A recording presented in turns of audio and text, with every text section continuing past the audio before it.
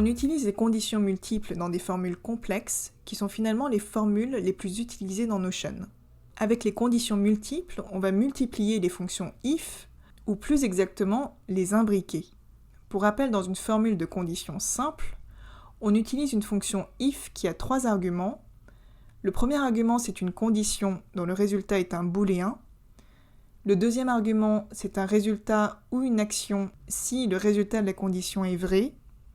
Et le troisième argument, c'est un résultat ou une action si le résultat de la condition est faux. Lorsqu'on a des conditions multiples, on va remplacer le deuxième argument ou le troisième argument de la fonction if par une autre condition.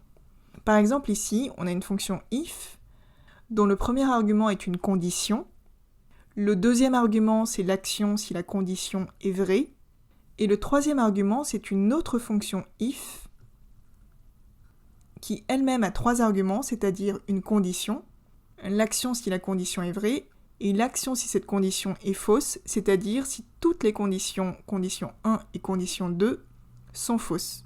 Avant de commencer les exemples, si vous voulez faire les exercices qui vont suivre avec moi, vous pouvez cliquer sur la page d'exercice qui est indiquée dans la description de cette vidéo et dupliquer cette page dans votre espace Notion. Et pour vous entraîner avec plus d'exercices sur les formules, notamment sur les conditions multiples, je vous invite à consulter mon cours complet sur les formules via le lien de la description. Dans ce premier exemple, on voit plusieurs cas d'email non valide, soit il manque une arrobase, soit la propriété est vide. On va essayer de poser ces deux cas comme des conditions, qui donc chacune donnera un résultat booléen. Avec les conditions multiples, votre formule risque de vite devenir illisible, donc je vous conseille de décomposer chaque condition pour éviter les erreurs de saisie. Et surtout avoir à retrouver votre erreur sur plusieurs lignes de formule. On va commencer par le test qui consiste à savoir si la propriété email est vide. On va utiliser la fonction not empty et on va insérer notre propriété email. Et donc là, on a un résultat de format booléen et on va utiliser la fonction if. Ça, c'est notre premier argument. On va mettre un deuxième argument qui est le résultat si vrai. Et on va mettre la chaîne de caractères emoji email valide, entre guillemets. Et on va mettre le troisième argument qui est email non valide. Le résultat si la condition n'est pas remplie. Et donc ça, c'est notre premier test. Et notre deuxième test va être de savoir si la propriété email contient un arrobase. Donc on utilise la fonction if, la fonction contains, la propriété email dans la fonction contains, en premier argument, et en deuxième argument, le caractère arrobase. On ferme la parenthèse de la fonction contains. Et donc ça, c'est notre premier argument. Et donc on va mettre le même deuxième argument qui est et notre troisième argument, email non valide. Donc on va imbriquer ces deux tests dans notre formule de conditions multiples. Je vais prendre la première fonction if, je copie, je colle dans cette formule, et je vais prendre ma deuxième fonction if, je copie, et je vais remplacer ici mon troisième argument par cette fonction if.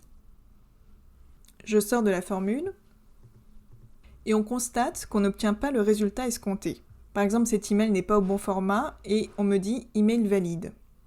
C'est parce que l'ordre d'exécution de la formule se fait de gauche à droite. Donc ici, dès que le résultat de ce test est vrai, la formule s'arrête et va donner le résultat email valide. Il y a plusieurs façons de corriger cette formule, et je vais vous en donner deux. Par exemple, au lieu de mettre la deuxième fonction if en troisième argument, on peut la mettre en deuxième argument, comme ici. Et donc, même si la première condition est remplie, on va tester avec une deuxième condition.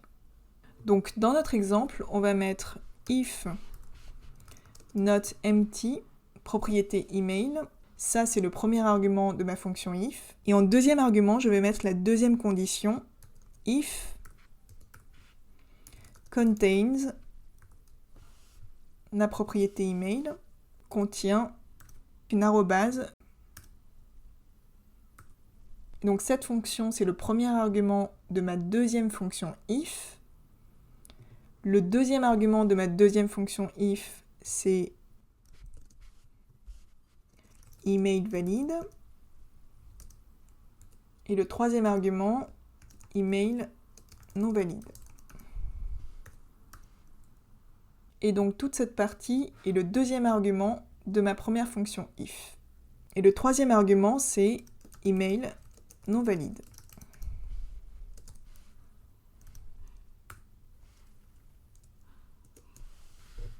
Bon, il y avait une façon plus simple de traiter ce cas, puisqu'en fait pour les deux conditions, on a exactement les mêmes résultats si vrai et résultats si faux. On va utiliser la fonction end, qui a deux arguments et qui renvoie le et logique de ces deux arguments. Le premier argument, c'est que la propriété email n'est pas vide. Et le deuxième argument, c'est que la propriété email contient une arrobase. Donc le résultat de cette fonction, c'est un booléen. Et on va l'utiliser comme premier argument d'une fonction if. Tout ça, c'est le premier argument. Et le deuxième argument, c'est email valide. Et le troisième argument, email non valide. On ferme la parenthèse du if.